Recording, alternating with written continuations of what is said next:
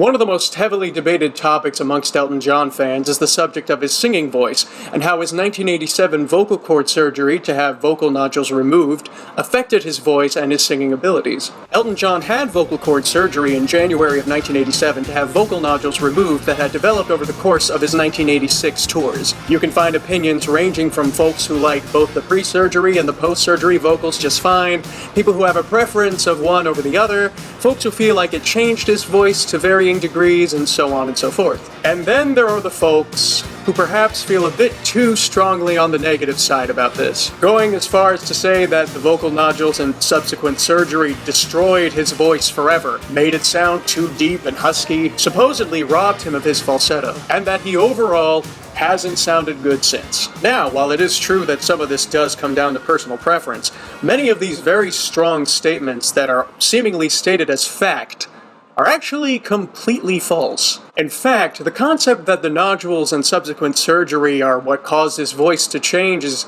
also relatively untrue. Not to state the obvious, but the goal of having the vocal cord surgery was to restore both his vocal abilities and his vocal timbre back to where it was before the nodules formed as much as possible. So while it is true that he sounds a bit different from his vocal prime, what most people don't realize is that this change in his voice actually began prior to the formation of his vocal nodules. And when you take a look at this, it becomes all the more evident that the surgery didn't actually do too much to his voice at all, and actually it technically did exactly what it was supposed to do, and was more or less a complete success. So let's talk about why. But to do that, first we must take a look at Elton John's vocal abilities, starting from the year of 1979 through to 1985. In 1979, Elton John embarked on a pretty musically ambitious tour. He was completely without a band. The first half of the set list was just Elton on the piano, and the second half of the set list brought in percussionist Ray Cooper, who accompanied him on the rest of the songs.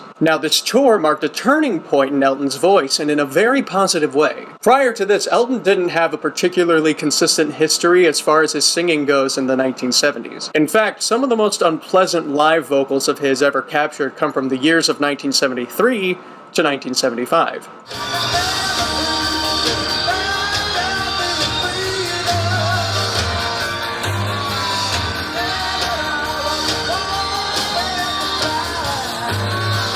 But all of a sudden on this tour he had this refreshed and powerful voice. I've no wish to be living 60 years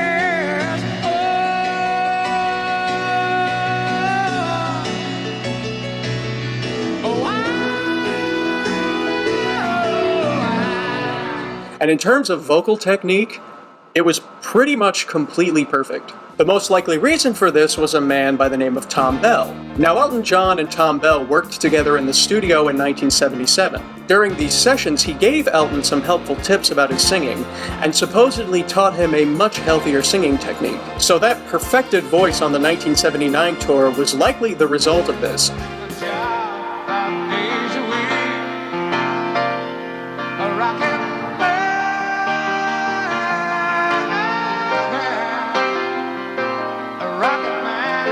And Elton didn't have a single bad night on the entire tour, which is something nearly none of his contemporaries in his field could say. But another thing that many of them couldn't say is that they kept up this same vocal strength and excellence for the next 6 years. Through all of the subsequent tours from 1980 to 1985, his voice just went from strength to strength. Elton had an amazingly impressive track record with his concerts. He barely ever had to cancel a show, and if he did, it was certainly never canceled for laryngitis. He'd really only ever canceled for serious bouts with illness, such as the flu. But even when ill, he'd still be able to sing his entire set list without having to sacrifice much, if any, of his vocals. Now, Elton carried this track record into early 1986, when he wrapped up the UK leg of his Ice on Fire tour. The tour had run from November 1985 to January 1986, and as usual, Elton gave pretty much perfect vocal performances every single night. However, the tour was set to start up again that March in Europe, and when it did, it quickly became apparent that something was wrong in a way that it never had been before. All of a sudden, and very uncharacteristically, Elton started having some pretty noticeable vocal trouble without ever having gotten ill or showing any prior signs of vocal weakness. In fact, it was only the third show on the European leg in Barcelona that he found himself caught completely off guard by the fact that he suddenly couldn't sing falsetto bits properly, and had to come up with alternate melodies to sing on the fly. Which he did with, shall we say, varying degrees of success. Now in the show there are two very notable examples of this struggle, which we'll take a look at now. The first comes in the song One Horse Town, which is the second song in the set. Normally he is supposed to sing this part of the song like this.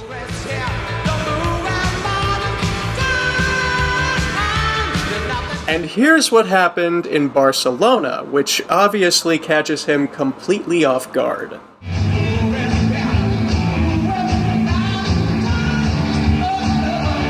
Certainly not the best save. Now let's take a look at the song Philadelphia Freedom. It's worth noting that this song had been pretty consistently in the set list since 1975. If you're familiar with the song, you'll know that at the end there's a pretty significant falsetto high note which reaches up to a D5. Through all the years and all the times that Elton had performed this song, he had never had to compromise on that last note. He always hit it. Here's an example from the opening show of this very same tour just a few days prior to the Barcelona disaster.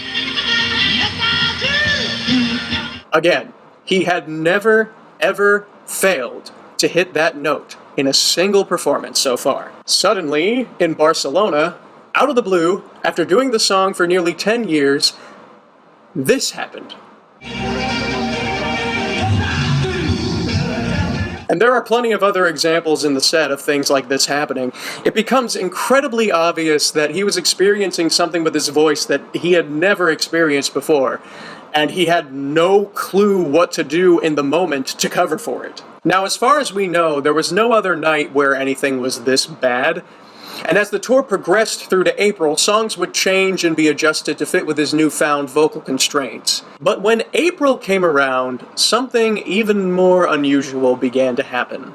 Even though he had been experiencing these problems since the very start of the tour, the one thing that remained consistent is that the timbre of his voice sounded pretty much exactly the same. There was no sign of damage on that end. But suddenly, in the span of just 23 days, Elton's voice went from that usual strong, cling and ringing tenor sound that he had to a huskier, deeper, and heavier baritone sound quality, seemingly out of nowhere.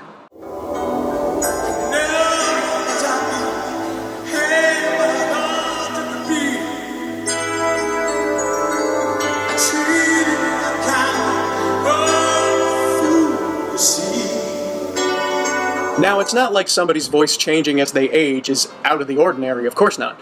But it changing so drastically in just a few weeks most certainly is, especially when he had sounded more or less exactly the same live since 1980. And more significantly, it wasn't like he was sick and this was his voice being affected from being ill. This was a permanent change, and would only become more pronounced when the tour picked up again in August in the United States. Now, of course, at the beginning of August, Elton made what was likely his first ever legitimate cancellation of a concert due to what they called laryngitis. The two opening dates of the USA leg of the Ice on Fire tour had to be cancelled, as Elton had completely lost his voice. Now here I'm going to briefly clear up a timeline issue that a lot of people don't know. Elton definitely would have already had vocal nodules developed in some fashion by this point in August of 1986. Now the reason I can say that pretty confidently is because, and this is contrary to what they put out in the press at the time and what they've kept as the story to this day, Elton was actually first diagnosed with the vocal nodules in September of 1986 after a particularly disastrous performance in Philadelphia on the 8th of September. Naturally, since he decided to continue the tour, things just continued to snowball and get worse and worse, eventually ending the year in Australia, requiring the surgery and sounding like this. Too well acquainted with the stars of strife. And if you wanna use that ass, that's a big ass Now let's take a few steps back and ask the obvious question. What the hell happened? Well, luckily we have the answer directly from Elton himself. In later years, Elton admitted that he had begun smoking pot to excess around the time that the European leg of the tour would have commenced. And this would have included, obviously, smoking pot before going on stage to sing. In fact, Elton even quipped one time that during this period, he would smoke up to 40 spliffs a day. That's excessive. Now, before any of you comment anything, these kinds of things affect everyone differently. But if you are susceptible to this kind of thing, smoking pot can be very dangerous for your voice, especially if you are singing. Obviously, the act of smoking itself burns and irritates your throat. It can cause horrific coughing fits and dry mouth, which leads to pretty severe dehydration. I mean, all of these things together pretty much create the worst possible circumstances that you could be singing under. And of course, obviously, vocal irritation and dehydration can result in vocal cord swelling. And then proceeding to try and sing through all of this will cause further damage to your vocal cords as you are continuing to try and sing using an already impacted voice. Now, this goes without saying, but if you're a singer, smoke pot, and sing through it, you're putting yourself at risk for some pretty intense vocal side effects. Now, vocal nodules are on that list of side effects. And yes, the pot smoking is the main reason that Elton developed his vocal nodules. Even the doctor who saw him in Australia basically confirmed this. But another possible set of side effects include vocal cord trauma or vocal cord scarring. This goes without saying, but this trauma or scarring occurs as a result of misuse of the vocal cords in some fashion, which can include using your vocal cords when they're already impacted. Now, we've already established that some of the things that Elton went through on that European leg of his tour from March to April included the loss of some of his range, particularly in his falsetto, and a change in his vocal timbre, being that the voice got huskier and deeper. Some of the relevant side effects that come with vocal cord scarring or vocal cord trauma include a loss or change in vocal range, and a change in vocal timbre, or the sound of your voice. You see where I'm going with this. Now, following the timeline of Elton John's vocal nodules, which again were diagnosed in September, it's pretty safe to say that he probably didn't have them in April. So it's pretty safe to say that during that March through April touring period, particularly the April part, Elton likely experienced some form of either vocal trauma or scarring from singing through the pot smoking and all the excessive pot smoking, which resulted in a permanent change in his vocal timbre, changing that clear, resonant tenor to this husky, chesty baritone. Now let's circle back to the vocal cord surgery. So I'll state it again, the goal and hope for the vocal cord surgery, keeping in mind that with pretty much any vocal cord surgery, there's going to be some loss of ability as there will now be scar tissue on the vocal cords, and it's just the nature of surgery on such a delicate instrument. But you hope to preserve or restore as much of the vocal's prior timbre and ability as possible to return it to the state it was in prior to the formation of the nodule. So keeping that in mind, let's begin to break all of that down. We'll start with the fact that it's supposed to preserve the vocal timbre. What did Elton sound like before the nodules? Now, the reason I am specifying before the nodules is because we've established that they probably weren't there in April. But April is the month where his voice already had changed. So let's reiterate that his voice had already changed before the nodules, and the surgery was meant to restore his vocal timbre to the way it sounded before the formation of the nodules. So let's see, what exactly did he sound like before the nodules would have been on his vocal cords?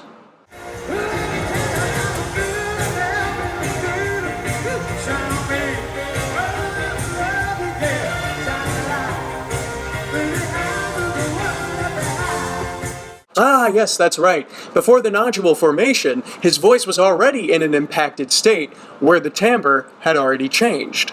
Now let's take a listen to that post-surgery voice that supposedly ruined everything, and that's what changed the sound of his voice forever.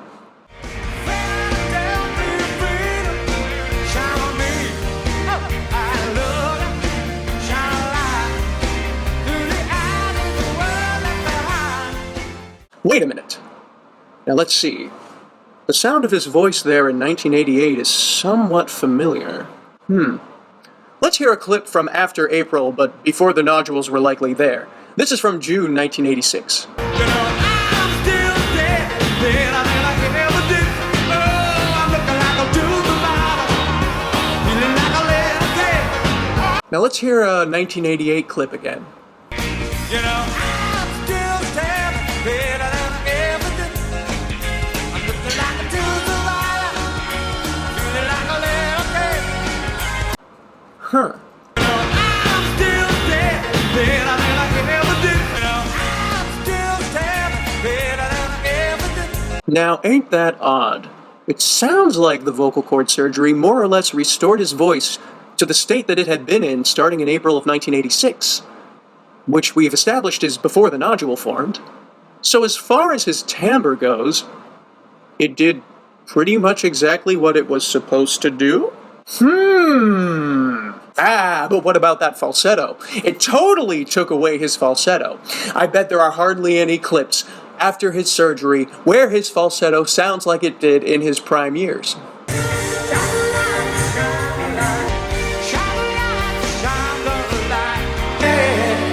It's a sad, sad situation.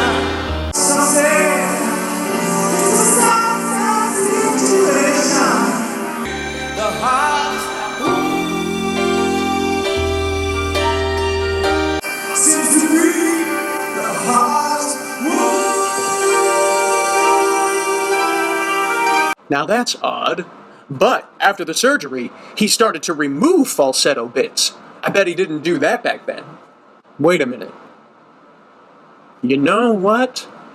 Now that I think about it, what's also odd is that it seems like he had begun similarly removing falsettos all the way back in that April of 1986 period, too.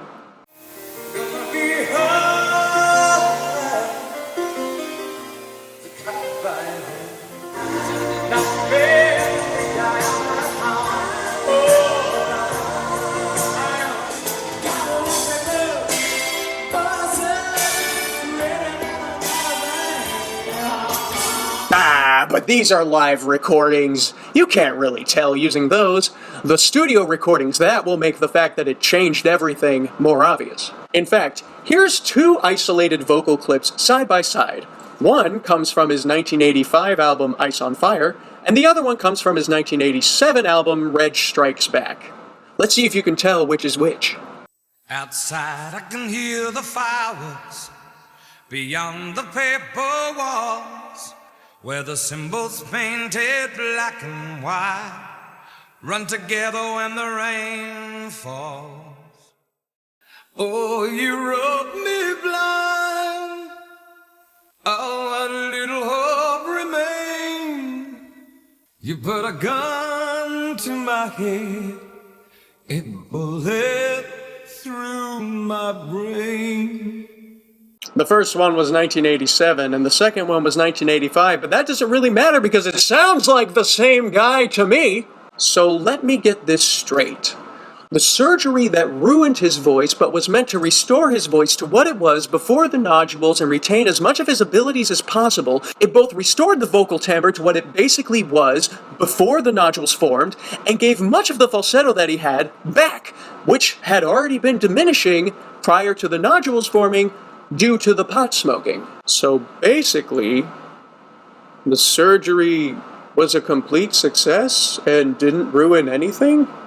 And just to cover all of our bases, here's a comparison of some non-falsetto high notes from before and after the surgery that stayed completely intact. What more could I do just to keep her warm? What more could I do just to keep her warm? You say it isn't real. Oh, I know what I feel. You say it isn't real, but I know what I feel.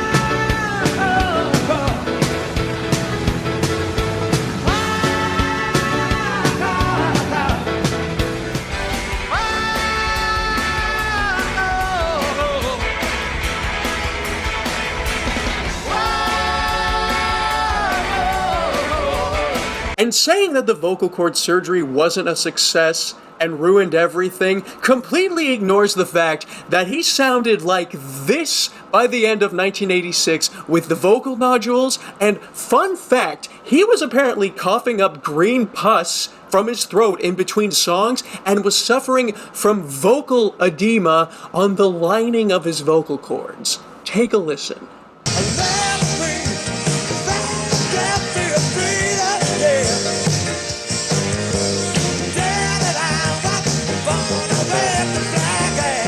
So you're telling me that getting his voice from there to this?